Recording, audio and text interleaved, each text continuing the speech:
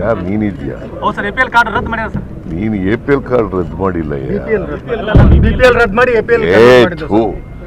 ಯಾರು ಅನರ್ಹರಿದ್ದಾರೆ ಅವ್ರಿಗೆ ಕೊಡಲ್ಲ ಅಂತ ಹೇಳಿದ್ದೀವಿ ಅಷ್ಟೇ. ಈಗ ನಿನಗೆ ಇನ್ಕಮ್ ಟ್ಯಾಕ್ಸ್ ಕಟ್ತಾ ಇದ್ರು ಕೊಡ್ಬೇಕಾ?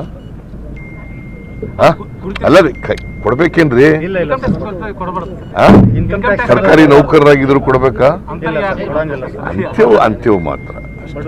ಅಂತ್ಯವನ್ನ APL ಕಾರ್ಡ್ BPL ಕಾರ್ಡ್ನಿಂದ APL ಕಾರ್ಡ್ ಮಾಡೋದು. ಇನ್ನು ಡಿಸಿಷನ್ ತಗೊಂಡಿಲ್ಲ ನಾವು.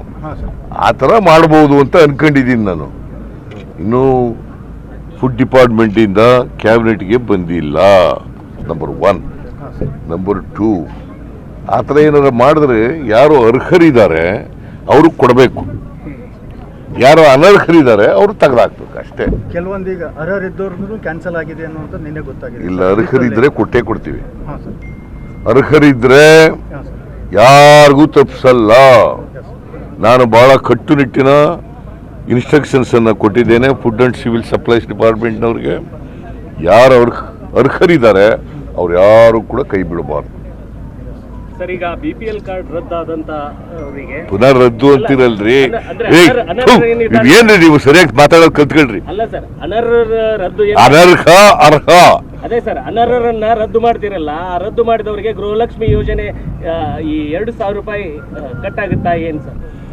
ನೋಡಪ್ಪ, ಯಾರು ಈಗ ಅದಕ್ಕೆ ಬೇರೆ ಇದಿದ್ದಾವೆ, ಮಾನದಂಡಗಳಿದ್ದಾವೆ. ಯಾರಿಗೆ? ಗೃಹಲಕ್ಷ್ಮಿಗೆ. ಯಾರು ಇನ್ಕಮ್ ಟ್ಯಾಕ್ಸ್ ಕಟ್ತಾರೆ ಅವ್ರು ಕಟ್ಟಕ್ಕೆ ಕೊಡಲ್ಲ ಅವ್ರಿಗೆ ಅಂತ ಹೇಳಿ. ಇದು ಬೇರೆ. BPL ಕಾರ್ಡ್ಗಳು ಬೇರೆ. BPL ಕಾರ್ಡ್ಗೂ ಅದಕ್ಕೂ ಹೋಲಿಕೆ ಮಾಡಕ್ ಬರಲ್ಲ. ಗೊತ್ತಾಯ್ತಾ? ನೀವು ಸುಮ್ಮನೆ ಕನ್ಫ್ಯೂಸ್ ಮಾಡಕ್ ಹೋಗ್ಬೇಡಿ ಜನಗಳನ್ನ. ಕೇಳ್ರಿ, ಜನಗಳು ಕನ್ಫ್ಯೂಸ್ ಮಾಡಕ್ ಹೋಗ್ಬೇಡಿ. ಅರ್ಹರಿಗೆ ತಪ್ಪಿಸಲ್ಲ, ಅನರ್ಹರಿಗೆ ಕೊಡಲ್ಲ.